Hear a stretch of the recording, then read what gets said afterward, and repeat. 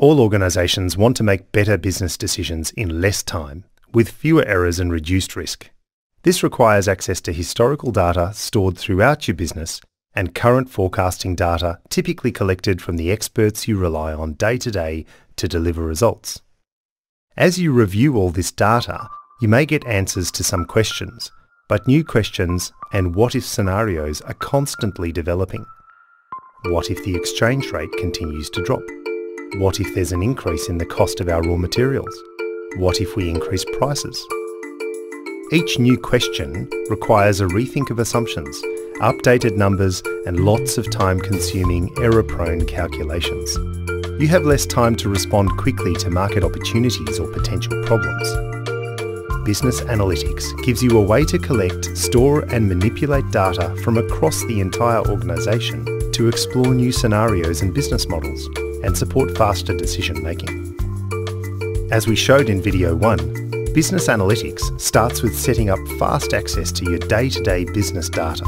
So with that in place, let's assume that you have a trend that suggests fuel prices will rise over the medium term, combined with evidence that there is a softening in the market price of your products. You need to understand the impacts on your profitability and explore options on how best to manage it. This might mean revising your operations plans, trimming expenditure, or looking at equity and funding options. Starting with your sales forecast, you ensure it is up to date.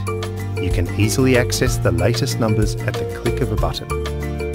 You then input the revised fuel costs and estimated market pricing and recalculate your financial outlook. Other pricing scenarios can also be explored, easily seeing the effect each change will have on your forecast, comparing one to the other.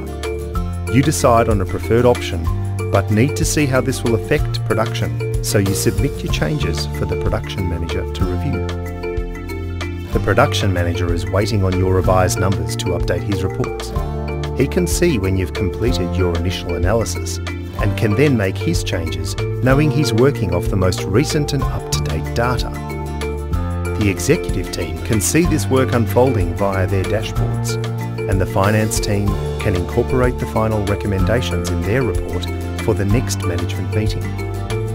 We all know the long cycle times of working with Excel, ERP systems and multiple stakeholders make it extremely difficult to rework scenarios like this in a reasonable time frame. But it's easy to see the power of business analytics when performing advanced what-if modelling, consolidating views of disparate data and having access to previous modelling iterations.